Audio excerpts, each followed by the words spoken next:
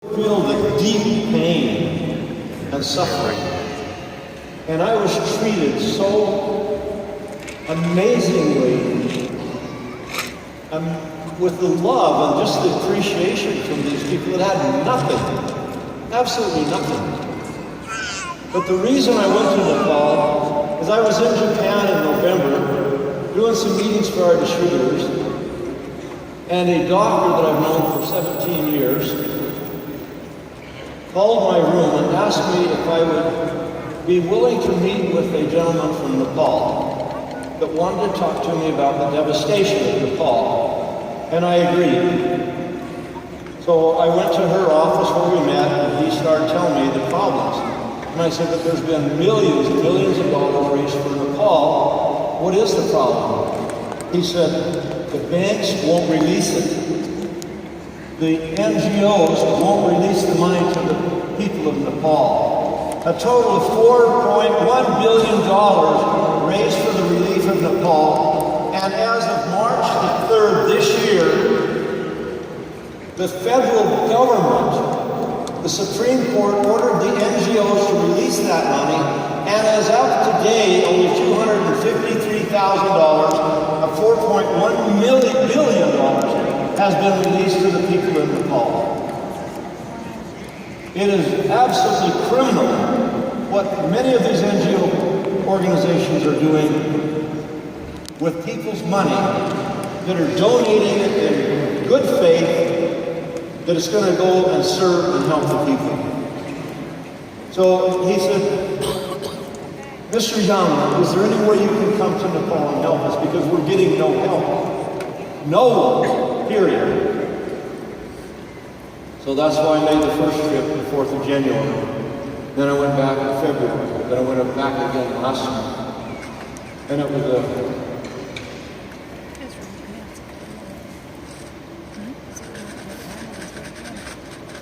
a heart-jerking experience every time I went. But my goal was to bring hope to the people of Nepal. And so I prepared a little video clip, and I was going to go ahead and let's run the video clip.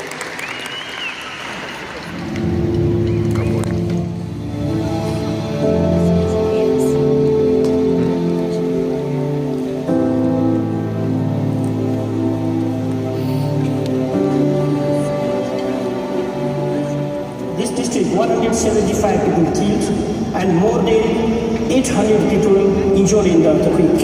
तो पठाने लाग्ने त कति लाग्दैन अनि यस्तो सिरिसी थियो अनि सिरिबाट एउटा मात्रै मात्रै बहुत टन अन पटेको कसैले सबै खाता छ बिहान अन छ बिहान सबै अनि त्यहाँबाट त्यो जाने आतेर तर आएको त्यो दिन जाने खाने खाना We lost all the buildings, but we lost everything. 12 गते नै यो स्कुल चाहिँ 12 गते नै भयो।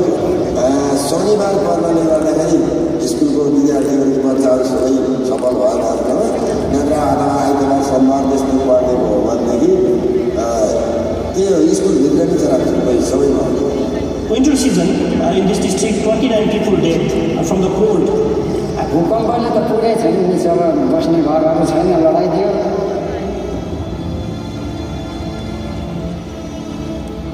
We're here in a little village of Yarsa. There's 404 residents. This village was leveled 100%. The devastation is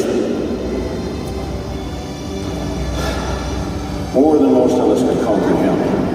But our whole goal here is to help rebuild this village. We are here at the hardware store buying all kinds of supplies to take to Yarsa.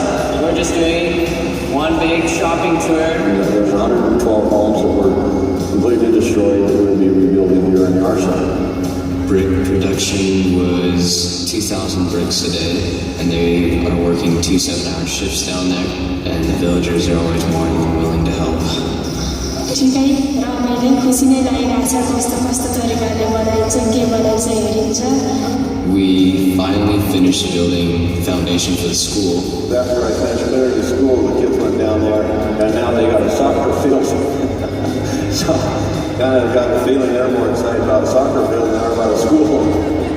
We took devices down there that have access to Wikipedia and TED Talks and math and history and science. basically all the classes that you need. Nepal was definitely amazing. We definitely had some major improvement there. My goal is when we finish here, we'll have the people trained, they can move to the next village, and they'll live in the next village, and just keep going. The people are extremely friendly, and they felt like they finally had something to look forward to, something to put their hope into. पाए पनि अहिले चाहिँ हाम्रो हजुर हाम्रो अब यसरी घर बन्ने भयो र अब यसरी विदेशी सहयोगबाट आफ्ना घर बन्ने भयो भनेर म मात्रै होइन हाम्रो सिङ्गो एउटा गाउँ नै खुसी छ एकदम राम्रो समय जिन्दगीमा जस्तै But amongst all the death and destruction, very peaceful. Working with the Young Living Foundation has changed my life in a way where I feel like I have a better sense of purpose in life now.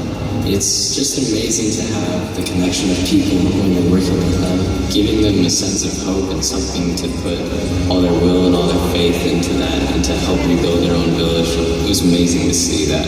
Because we're always wanting to help people no matter where we go. That's just who we are. Through the foundation, we can make a difference. We can change the outcome for people around the world.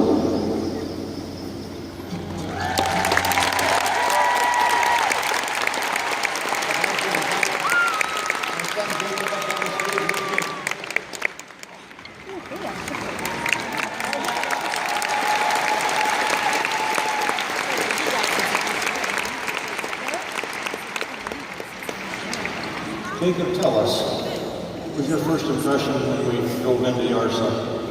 Well, my first impression is when I first arrived, they all thought, oh, it's Gary's son. He'll probably just go sit up in the tent and, do whatever he wants and everything. And so when I started work there, they were all just sitting there like, is this kid really working? And so it was amazing for them to realize that I actually started helping them and working with them. And they were very shocked by that. And they were extremely pleased. And they're such friendly people. It doesn't matter how many times you visit them that day, they would always come by and they would always do their thank you greeting, which is namaste. And it was very sweet to see that. And they always had a smile on their face. And ever since when I first arrived, I could see just how happy they were to actually have someone helping them. When I was talking with other people, and the lady was helping me translate, they said everyone else around us was getting help, and we had asked them to help us, and no one would help us. And so when my dad came down in January the first time, and they started to get help and hope, they were so much happier. Was it a fulfilling time, son, to witness and experience what was taking place? It definitely was. I know we all have a sense of when we go out to help an old man or old lady walk across the street, feel good about yourself.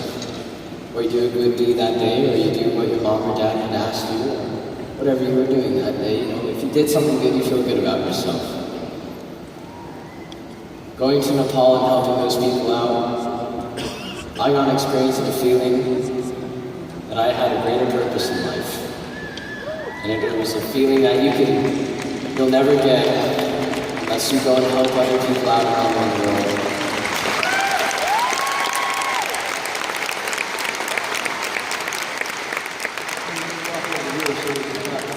This side, a little Okay, bit. bye-bye. We're gonna go say hi to the cool side.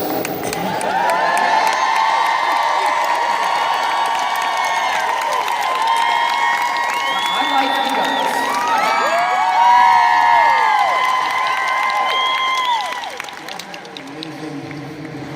When the block factory arrived finally, and incidentally, the block factory I shipped in from Johannesburg, South Africa, and it took 4 months to get it there at the time. It went from boat in Johannesburg to Calcutta, India, and then overland to Kathmandu, and then on to Yarsa. It almost took us that long to get it out of the truck. The people in the village had to rebuild the road, 2.5 mile road, before we could get this offload the brick factory.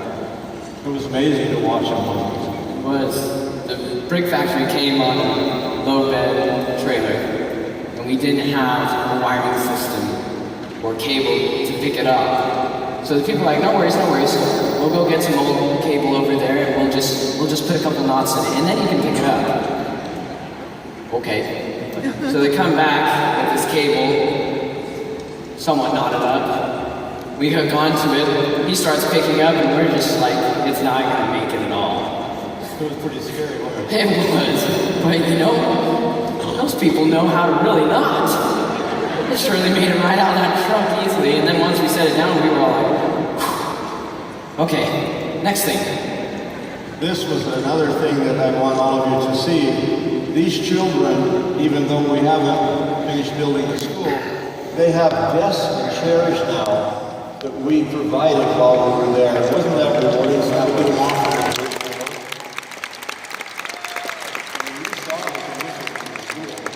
I went to the school, walking to it, it's about 15, 20 minute walk, depending on which way you go. Yeah. And they were telling me how they had to wear their shoes inside the school because of the dirt floor, and they would bring their towels and everything so they didn't have to sit on the dirt and everything and get everything dirty. We gave them rubber mats and desks and chairs and everything, and they were happy as could be. They could run around barefooted and whatnot and still feel the earth under their feet. What were the kids doing here? Looks like they're playing soccer. Boy, they were excited. I spent 3.5 days. We had to dismantle the old tin sheds that they put up for the school children so I could level the ground so we could start pouring the foundation. And I drove the backhoe off from the site after leveling it. And it didn't take them, 5 minutes to show up there. And what was interesting is I talked to the village people about the children need an athletic field. I said, no, because they don't really play sports.